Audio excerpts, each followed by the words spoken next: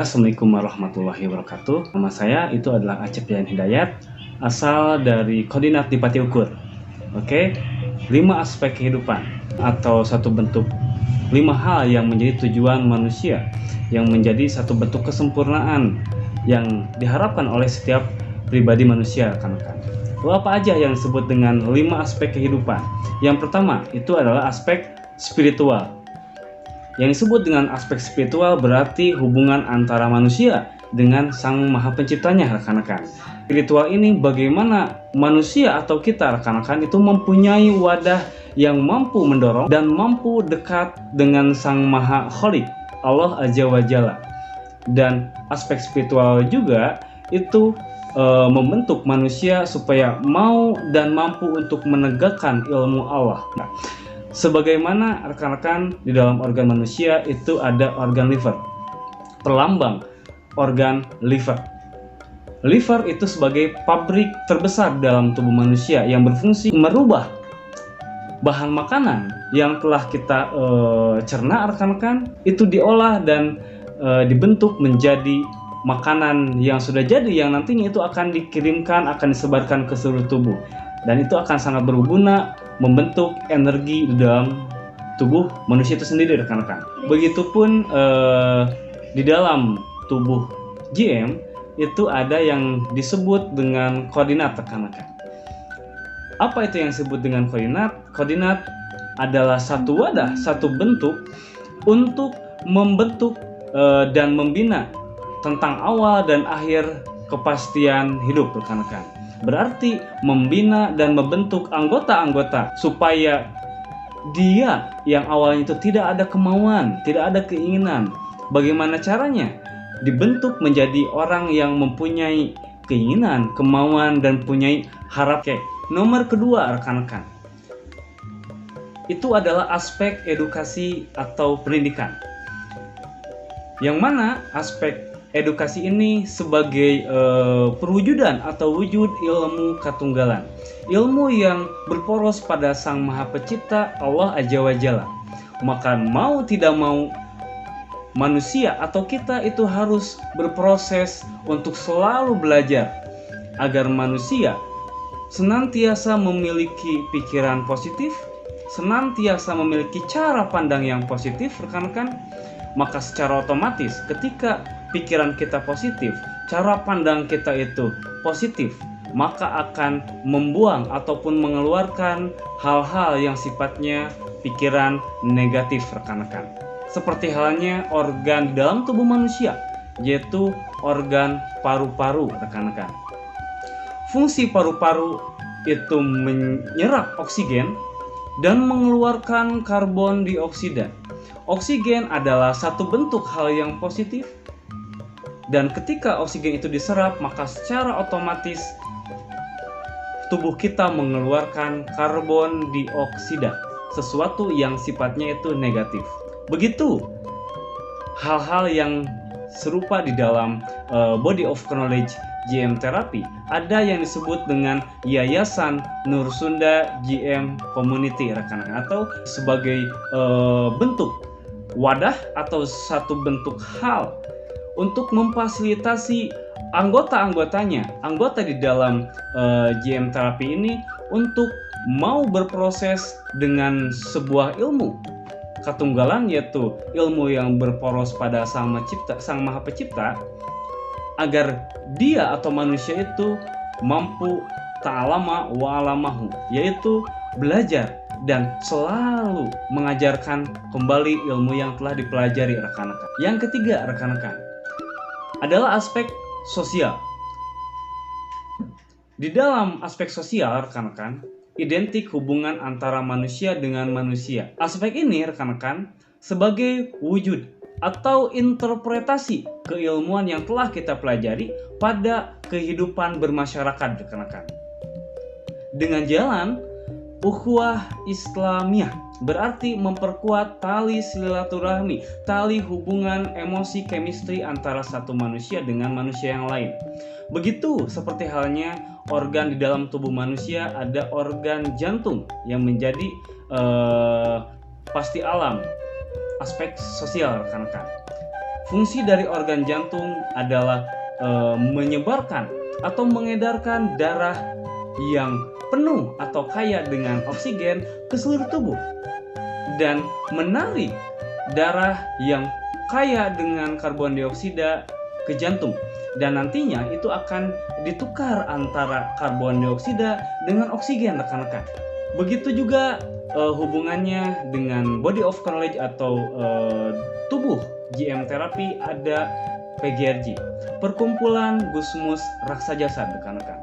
PGRJ ini sebagai kelanjutan dari Yayasan Nur Sunda GM Terapi dalam menyampaikan keilmuan untuk memberikan arti yang positif dalam ranah penyehat ataupun pengobat tradisional di Republik Indonesia. Yang keempat itu adalah aspek finansial, rekan-rekan.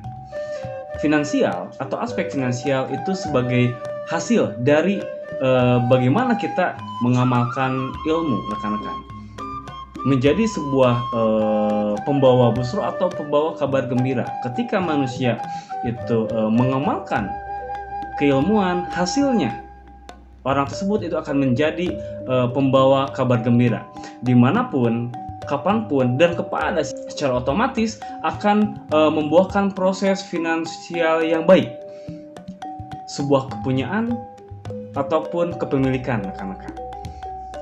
Juga aspek finansial ini sebagai pelunak, sebagai pemberi arti dan warna 5 aspek kehidupan di dalam pemenuhan kebutuhan primer, sekunder, dan tersier, rekan-rekan. Begitupun seperti halnya organ lambung di dalam tubuh manusia sebagai kelanjutan dari mulut dan kerongkongan. Oke, lambung itu terbagi 3 bagian. Yang pertama ada lambung bagian atas, yang kedua ada lambung bagian tengah, yang ketiga itu ada lambung bagian bawah, rekan-rekan. Fungsi dari lambung bagian atas itu tempat melunakkan, artinya mencampurkan makanan yang telah kita kunyah, telah kita makan dengan 5 zat. Yang pertama enzim, yang kedua koenzim, yang ketiga asam amino, yang keempat itu adalah ion, yang kelima anion.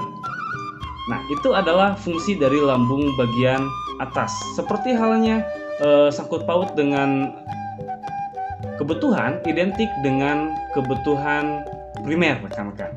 Yang kedua, itu ada lambung bagian tengah yang berfungsi untuk melumatkan makanan atau mengolah atau melumat, rekan-rekan, makanan yang telah dilumatkan di lambung bagian atas itu, dan setelahnya akan disalurkan kembali, akan dikirimkan kembali pada lambung bagian bawah, rekan-rekan.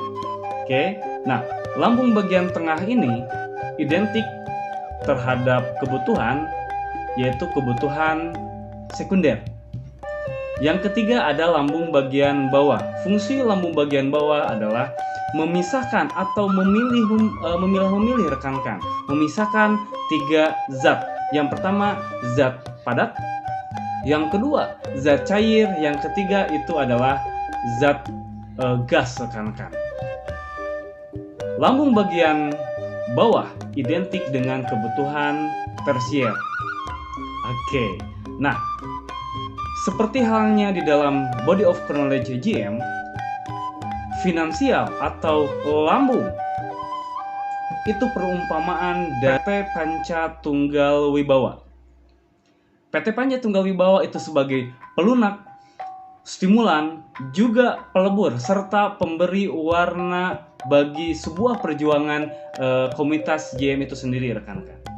Oke. Nah, selanjutnya itu ada tim resival, rekan-rekan. Berarti kalau tim resival atau resival itu kepanjangan tangan atau keterusan, ya, seterusnya atau keterusan dari PT Panca Tunggal Wibawa yang berfungsi untuk memisahkan peran dari hasil pergerakan, rekan-rekan, sesuai dengan koridornya masing-masing.